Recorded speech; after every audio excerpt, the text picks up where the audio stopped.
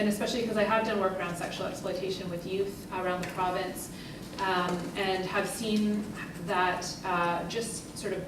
the Office to Combat Trafficking in Persons in BC was formed just before the Olympics happened,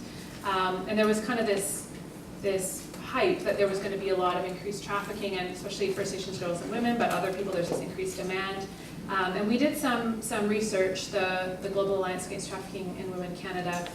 interviewing people, and we did find there had been cases around migrant labor that we didn't really hear much about in the news, and those people were deported. But there were cases that really came forward around sex trafficking. So there's kind of this, trafficking does happen, but it's not necessarily where we think it's happening. But the kind of what we see in the media is, again, you know, I think working with First Nations girls and women, we now see there's this,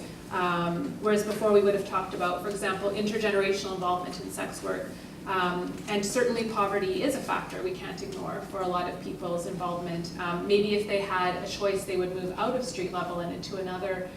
kind of sex work, even if they weren't leaving, for example. But that's being rebranded now as trafficking, so that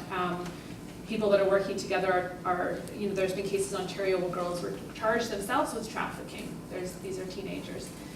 So instead of, we're not really getting at the root causes again, but I think it's just to say that the law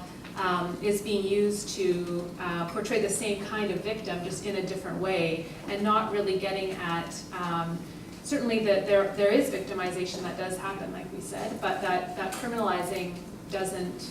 help to, I don't think, to prevent that kind of victimization. I think that especially for people who are involved in the sex trade, who are coming from a place of poverty, or, you know, have a lot of other factors that they might want support with, or want to access, you know, services for